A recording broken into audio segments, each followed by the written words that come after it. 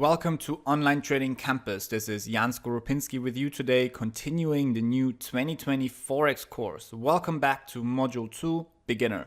Lesson 2, Margin and Leverage. A lot of people in the beginning really get stuck on leverage and how leverage really relates to risk. This is because we have been told to avoid using leverage as it is perceived as a risky tool. Have you heard the following statement before? More leverage means more risk or more potential loss. While the statement is generally true for the conventional investor, we will look at leverage from a slightly different angle because we artificially manage and calculate our risk using a stop-loss order. For us, leverage is a way to maximize the use of our capital. And your risk size should be consistent and a reasonable amount of your total capital. So just because we have a lot of leverage doesn't mean we should be using that all the time. So what we have to talk about today is the following: margin, leverage, trade value, position size and position sizing, as well as position sizing with equity and risk in general. Let us go through the definition of each one of the terms before we dive into more detail, really covering key terminology. First of all, we have what is called position size. A position, as you know, is the term that we use to say we either go long, buy, or we either go short, we sell in any of the financial markets. We would also refer to this as taking a position, as in going long or going short. The position size is the number of units we trade in any given position. In the Forex market, this would be lots. In stocks, this would be shares, and in futures, this would be contracts. The number of lots you can trade depends on two factors. One, it depends on the size of the zone, from entry to stop loss, and secondly, it depends on your risk or risk size. Risk is referred to as the total amount of calculated loss or loss risk when exiting a trade at the predefined stop loss parameter. I'm starting with position size and risk size first because trade value, leverage and margin, as you can see, are really secondary terms. They only come into play when placing your position via the Forex broker. Trade value is what is referred to as the total amount of money you are controlling in the market when entering a new position. So let us say you're buying a stock without leverage. Let's just say you want to buy $10,000 worth of Tesla stock. When opening a $10,000 position, you would have to have $10,000 as a deposit in form of cash in your account. And once you've opened the position, the $10,000 would be deposited. And in return, you would get securities in form of Tesla shares, meaning your capital of $10,000 would be fully used. You cannot use this capital in any other way. Now, here's the interesting part. Leverage is the multiplier that allows us to only deposit a fraction of the total desired trade value. The deposit is what is called margin or margin requirements. Margin is the amount of money required in the Forex account to open as well as maintain a position. Leverage is the multiplier that allows a trader to open a larger position with margin. This multiplier depends on the asset you're trading, your broker, and regulations of the country your broker is registered and licensed in. In the world of Forex, leverage could be as high as 500 to 1. Let us follow up on the previous Tesla example. With equity, we get leverage on Tesla CFD shares of up to 10 to 1, meaning for every dollar you deposit, you can work with 10x dollars. So if you wanted to open a Tesla position with a trade value worth of $10,000, you would only have to deposit 10% of the total trade value, $1,000. That is your margin or your margin requirement. Therefore, you would still have $9,000 in your account to work with, which allows us to use our capital more efficiently. Now, efficiency does not mean unsafe. Just because we get 500 to 1 leverage on Forex or 10 to 1 leverage on stocks doesn't mean we should be using this all the time. In general, what makes a position unsafe is not the amount of leverage, it is the amount of planned and calculated risk and how this risk stands in relation to your total capital. So in our world, an over-leveraged position would be a position we trade where the relationship between risk and your total capital is just way too high. In other words, when your risk size is not manageable financially or emotionally. This is where your trade plan, especially your milestone plan, will be crucial to ensure your risk is consistent, manageable, and as per your business plan. The risk size should only be increased once you have shown a consistent, profitable trade log. So let us visualize what we've just learned. In this chart, you can see a demonstration of the relationship between margin and trade value when using a 100 to 1 leverage on Euro USD, for example. On the vertical axis, you can see margin, and on the horizontal axis, you can see trade value. For every dollar you deposit, you get 100x leverage. So trading a micro lot on Euro US dollar at 1.182 means you are controlling a trade size of $1,182. Your position size would be 1 micro lot or 1,000 units. 1,000 units times the exchange rate equals to $1,182. 100 to 1 leverage means your margin is only 1% of your trade value. Therefore, you only require a margin of $11.82 to hold and open a position with a trade value of $1,182. Trading a mini lot of Euro USD at 1.182 means you are controlling a trade size of $11,820. Your position size would be 1 mini lot or 10,000 units. 10,000 units times the exchange rate equals to $11,820. 100 to 1 leverage means your margin is only 1% of your trade value. Therefore, you only require a margin of $118.20 to hold a position with a trade value of $11,820. And lastly, trading a standard lot of Euro USD at 1.182 means you are controlling a trade size of $118,200. Your position size would be 1 standard lot or 100,000 units. 100,000 units times the exchange rate equals to $118,200.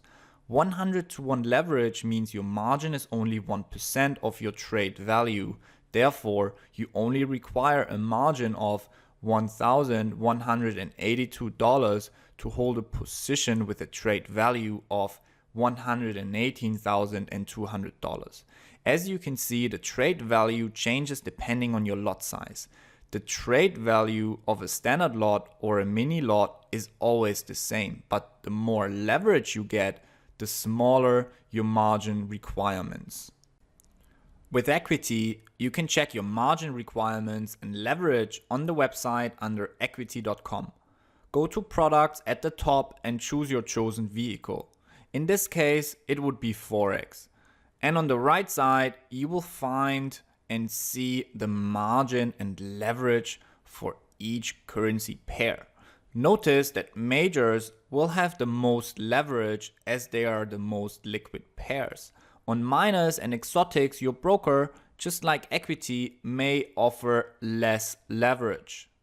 We obviously don't just go ahead and say, let's trade 4 standard lots or let's trade 4 micro lots. The number of units we trade depends on the desired risk size as well as the size of the zone identified. So what we have to talk about next is how to calculate your position size to meet your desired risk requirements. There are 3 steps to determine position size. Let us quickly go through the steps and then we talk about each step in more detail. Step number 1.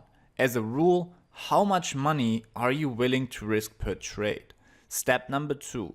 Calculate the pip size of your level and respective dollar amount depending on lot size traded. And step number 3, work out how many lots can be traded with a given level and risk parameters. Step number 1 is the most important step in the process, as the rest is going to be automized by an integrated position size and risk calculator equity and other brokers may offer. How much money are you willing to risk per trade? This should be consistent and as per your trade plan. Depending on your progress, your skill and experience level, this may change over time. What you see here is a rule of thumb for someone who's a skilled trader, someone who's proven profitable and experienced in the financial markets. There are 2 options on how you can approach risk size. Your risk size could be a percentage of your total account size or your total liquid capital. Usually around 1 to 3% would be fine. The second option is to fix the risk size to a certain amount depending on your experience level and risk appetite. So for example, risking $200, $300 or $400 per trade. Let us investigate the 3 examples below. Max has an account size of $50,000. He's willing to risk 3% per trade. Therefore, his risk per trade is $1,500. This example is within our framework and ideal for someone who is an experienced and consistent profitable trader. Example number 2. Max has an account size of $10,000. He's willing to risk $200 per trade as a fixed risk size. This is also within our framework as the risk size would be 2% of his total account size, so also fine. Example number 3. Max has an account size of $5,000. He's willing to risk $1,000 per trade. This is absolutely not recommended as here you would over leverage your account. Your risk per trade is 20% of your total account size, which is just way too high and not within our framework. Step number 2. Calculate the pip size of your level and respective dollar amount depending on lot size traded. Here you see a nice rally-based rally on the Euro USD, which you identified within the supply and demand 3-step process to be a high quality, lower time frame demand zone. Your entry would be at the proximal at 1.1055. Your stop loss would be placed with the 33% rule below the distal at 1.1. This would be a 55 pip zone or a $550 zone if trading a standard lot. Step number 3. Work out how many lots can be traded with a given level and risk parameters. The formula for this is very simple and as follows. Risk per trade divided by stop size in dollars depending on the lot size traded, and here it would be a standard lot. So $1,500 as the risk per trade, the desired risk size, divided by $550, so the 55 pip zone times pip value $10, $550 equals 2.7 standard lots. that is your position size. You can trade 2.7 standard lots to achieve your desired risk size of $1,500. Now equity makes our lives very easy as they offer an integrated position size calculator on their web trader. Let us quickly take a look at this. All we need to know really are our set parameters. We would simply start with either a standard lot, a mini lot, or a micro lot. In this example, since we are trading a risk size of $1,500 per trade, we would generally start with a standard lot. If you're within the $100 risk spectrum, you would start with a mini lot, and if you're trading below $100 of risk, you would generally start with a micro lot. Then we click on buy. Don't worry, nothing will be executed just yet. This is only to tell your broker that you are looking to position yourself long. The trade will only be executed if you press the trade button. Select the open trade when rate is box.